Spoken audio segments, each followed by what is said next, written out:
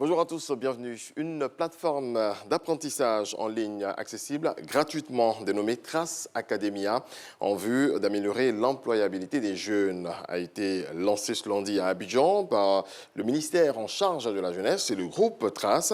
C'est une application mobile qui propose des formations qualifiantes dans plusieurs domaines d'activité. On fait le point avec Michel Mambo.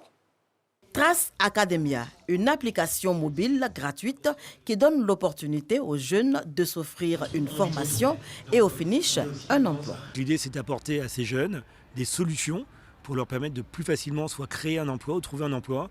Donc on répond à un vrai besoin puisque c'est la majorité de la jeunesse africaine qui se retrouve dans cette situation. Chaque année, ce sont entre 300 et 400 000 jeunes qui sortent du système scolaire, bien souvent sans qualification aucune, selon le ministre de la Promotion de la jeunesse, de l'insertion professionnelle et du service civique, Touré Mamadou.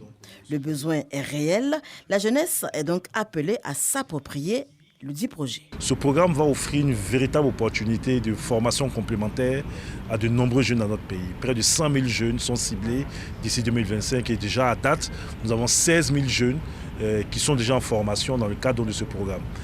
C'est une formation complémentaire qui vise à améliorer leur employabilité sur le marché du travail et avec les certificats qu'ils auront, ils pourront donc facilement trouver des opportunités d'insertion sur le marché du travail. Je suis très content de découvrir cet instrument-là pour la simple raison que dans le nouveau projet de loi sur l'enseignement supérieur, la recherche et l'innovation, il est prévu qu'à la sortie du premier cycle de l'enseignement supérieur, tous les apprenants doivent avoir ce qu'on appelle un socle commun de compétences. Et dans ce socle commun de compétences, il y a un volet qui traite de l'entrepreneuriat. Bon, en attendant qu'on ait suffisamment d'enseignants et suffisamment de locaux pour faire ce type de cours, je pense que nous, on est preneurs. Et la ministre de l'Éducation nationale et de l'alphabétisation, représentant le Premier ministre Patrick Achi à cette cérémonie de lancement, d'encourager cette initiative qui apporte une solution à l'épineuse question de l'insertion des jeunes en Côte d'Ivoire. Trace Academia est une belle initiative susceptible d'apporter une réponse opérationnelle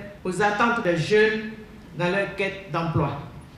Je voudrais donc exprimer toute la satisfaction de Monsieur le Premier ministre et exhorter les jeunes à saisir les opportunités qui leur sont offertes par le ministère de la Promotion de la jeunesse, de l'insertion professionnelle et du service civique en partenariat avec Trace Academia. Trace Academia, en Côte d'Ivoire, s'inscrit dans la droite ligne d'une convention signée le 5 juillet dernier entre le groupe à l'origine du projet et le ministère de la Promotion de la jeunesse, de l'insertion professionnelle et du service civique. Un car transportant des mineurs en provenance d'un pays de la sous-région a été intercepté par la police. C'était le 15 novembre dernier. L'information a été livrée le lundi 21 novembre.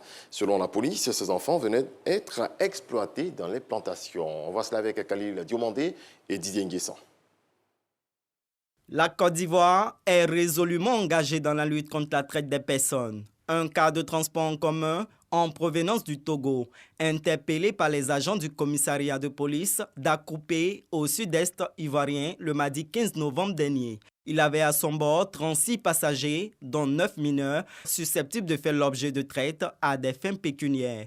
Face à la presse, le sous-directeur de la police criminelle chargé de la lutte contre le trafic d'enfants et la délinquance juvénile donne des précisions. Non seulement il y avait des mineurs, mais beaucoup n'avaient pas de documents administratifs dans le cas. Donc c'est lors des procédures que nous sommes rendus compte que le cas qui avait l'habitude de faire la liaison à Diaké-Abidjan s'est subitement retrouvé au Togo, soi-disant pour un déménagement. Donc c'est au retour que le chauffeur a fait un tour à la gare d'Apaon et pour prendre des passagers. Et lui, le chauffeur et son acolyte, 4 mineurs lui ont été confiés pour les amener à ce qu'ils retrouvent leurs parents ici pour les travaux champêtres. Ces mineurs étaient dépourvus de toutes pièces. À ces mineurs s'ajoutent 4 autres enfants pris entre les mains d'un passeur. Ces derniers, selon les agents de la police criminelle, venaient être livrés en Côte d'Ivoire pour exercer dans des plantations d'EVA. Des actions judiciaires sont donc engagées. Sur les instructions de M. le procureur, 4 individus ont été interpellés et déférés le vendredi pour répondre de leurs actes, c'est-à-dire le vendredi 18 novembre 2022. Alors, quant aux mineurs, ils ont été remis aux différentes communautés pour leur retour au pays, c'est-à-dire retourner au Togo. La sous-direction de la police criminelle, chargée de la lutte contre le trafic d'enfants et la délinquance juvénile, appelle les pays voisins à plus de vigilance sur la problématique du travail des enfants.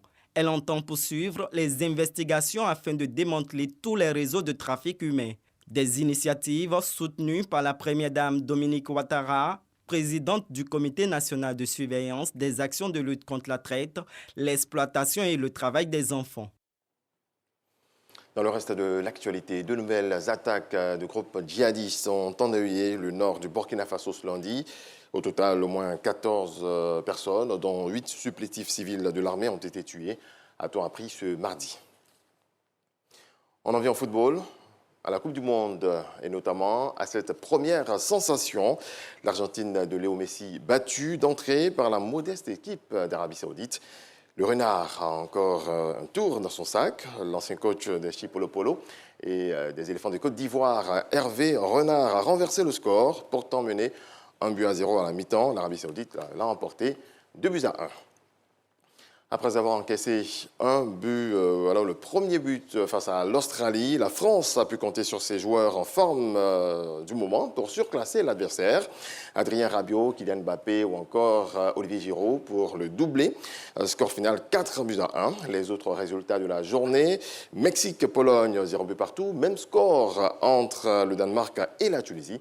À suivre ce mercredi 23 novembre 2022. Maroc-Croatie à 10h, Allemagne-Japon à 13h. L'Espagne sera face au Costa Rica à 16h et le choc Belgique-Canada à 19h, temps universel. Merci à vous tous de votre attention. On se retrouve à 7h.